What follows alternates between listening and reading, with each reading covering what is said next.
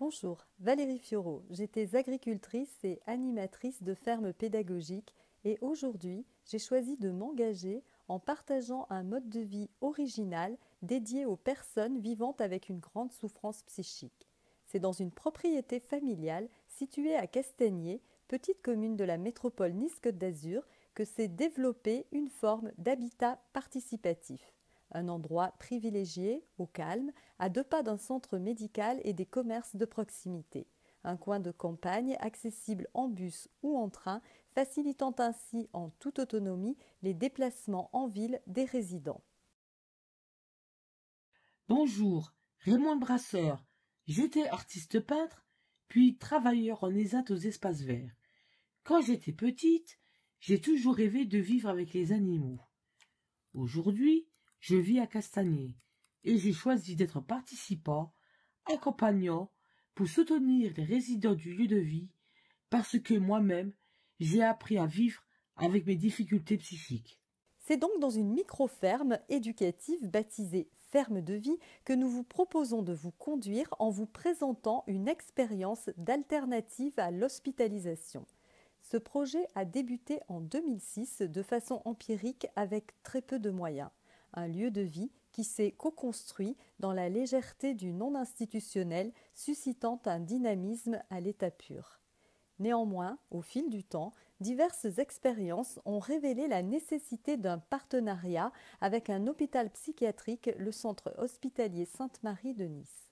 L'accompagnement des personnes se voit alors renforcé par un travail collaboratif avec l'équipe pluridisciplinaire d'un centre médico-psychologique rattaché à cet hôpital. Un point d'ancrage reste souvent nécessaire pour ce type de public. Dans une ferme de vie, la visée est thérapeutique. Les résidents ne sont pas coupés du soin. Le constat.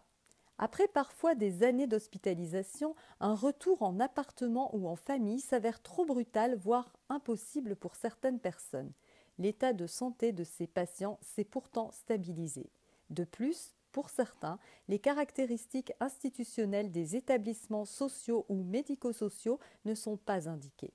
Il y a donc nécessité de créer des structures passerelles adaptées visant à reconstruire pour ces personnes un rapport à l'autre et au monde qui soit satisfaisant.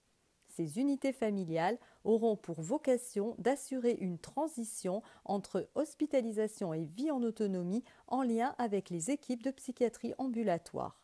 Une ferme de vie propose d'associer vie en communauté et activités de responsabilisation, de création, de resocialisation et de bien-être bio-psychosocial. Le défi, réveiller et réenchanter la vie. Accepter ses difficultés en se découvrant de nouvelles capacités. Retrouver le pouvoir d'agir sur sa vie malgré la maladie. Retrouver ainsi une vie significative et heureuse. La mission. Développer la citoyenneté des résidents, les encourager à investir un milieu de vie alternatif dans un environnement original où chacun peut trouver sa place.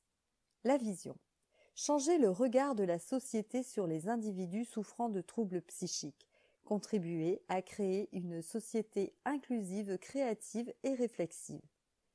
En partant du constat que l'individu réagit à son environnement, on va inventer un écosystème qui permette à chacun de libérer sa créativité et son esprit d'initiative en multipliant des expériences. Une alternative qui encourage une réinsertion complète de la personne, offrir un logement, choisir des activités, créer du lien et aussi avoir l'opportunité de se familiariser avec le monde du travail. Le respect, la bienveillance et la liberté comme clé du plaisir. Un lieu qui vient libérer la vie, un lieu propice au rétablissement. Une ferme de vie, c'est aussi un mélange de savoir pour accueillir autrement la souffrance psychique. C'est le regard d'une agricultrice qui devient agricultrice sociale, gardienne de la prise de risque et de la liberté. Elle est entourée de quelques bénévoles formés à ces pratiques qui la soutiennent dans cette démarche. C'est l'implication de l'équipe d'un centre médico-psychologique garante des orientations du lieu, qui assure le suivi médical des personnes et qui organise des réunions régulières. C'est le courage des résidents qui s'approprient un mode de vie inspiré de la vie paysanne basé sur des valeurs d'entraide, de partage et de goût de l'effort. Une ferme de vie, c'est aussi l'adhésion à la charte de deux réseaux. L'agriculture sociale, un mouvement visant à faire sortir des patients de structures de prise en charge institutionnalisées pour les conduire vers des unités familiales d'accompagnement de proximité plus axées sur la personne. Et la psychiatrie citoyenne, un modèle de lieu d'accueil et de vie citoyen conçu par Marie-Noëlle Besançon, psychiatre, et par son mari Jean Besançon, entrepreneur social. Une initiative humaniste et citoyenne qui développe un réseau d'essaimage partout en France, traçant ainsi le chemin manquant entre la psychiatrie, le social et la société. Une ferme de vie, c'est une méthodologie et beaucoup de pédagogie. Imaginez un environnement nourricier peu habituel où tout redevient possible, où on cesse de parler et où on commence à écouter et à observer, mais aussi où on renonce à toutes les pratiques empêchant les individus de se sentir intrinsèquement égaux, où on partage ouvertement et activement l'esprit du lieu, où il n'y a alors plus besoin de motiver l'autre, mais plutôt de mettre en place des situations nouvelles lui permettant de s'autodiriger.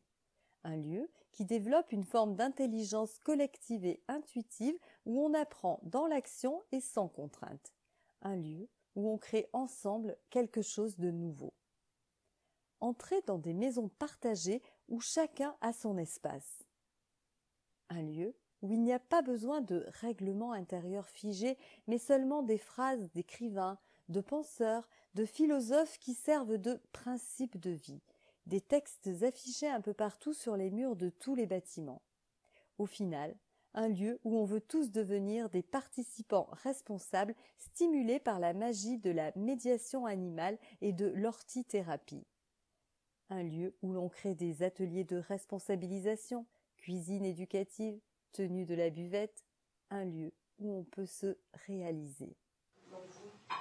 Et comment ça se passe la vie ici ? On vit en communauté et je suis contente d'être là, ils sont contents d'être là et on est heureux, on est bien. Une ferme de vie, c'est aussi l'ouverture sur l'extérieur et le développement de nombreux partenariats auxquels sont associés les résidents. Ils deviennent des accueillants, accompagnants, ce qui vient valoriser leur savoir-faire. Créer du lien, organiser des journées portes ouvertes, des journées à thème, accueillir du public ordinaire et présenter les animaux, le potager. Stimuler le goût du travail ensemble. Des jeunes majeurs d'un institut médico-éducatif participent à des chantiers d'apprentissage, taille des oliviers, récolte des châtaignes. Communiquer efficacement sur les maladies psychiques en organisant des rencontres entre publics différents. Ici, c'est une grande entreprise de la région qui vient participer et réhabiliter la ferme sous forme d'organisation d'une team building solidaire. Connaître aussi des nouvelles personnes que je ne connaissais pas avant, qui ont quelques handicaps, mais qui dépassent cet handicap avec beaucoup de sensibilité, qui arrivent à communiquer à leur façon. Ça crée un vrai lien, une vraie complicité. Une ferme de vie, c'est un environnement privilégié où on peut interagir ensemble. C'est très peu commun ce genre d'endroit qui est en quelque sorte une alternative au milieu hospitalier. Comment est-ce que vous vivez justement cette transition ? Bien. Je le vis bien. C'est surtout une belle étape qui est tranquille. Et ça rime, je me retape. Oui, bien sûr. C'est comme des frères et sœurs, on se dit tout, on mange ensemble, on vit ensemble, on partage tout ensemble, il y a de la confiance. Oui. Voilà, quoi, c'est ce qu'on ne peut pas rencontrer dans des lieux qui ne sont pas comme ici.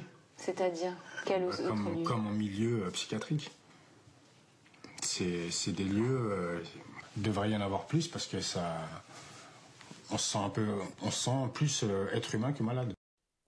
Un lieu de qualité avec l'ambition de se répliquer, une action concrète et efficace pour lutter contre l'exclusion et rendre leur dignité aux personnes les plus éloignées de la société. Merci pour votre écoute.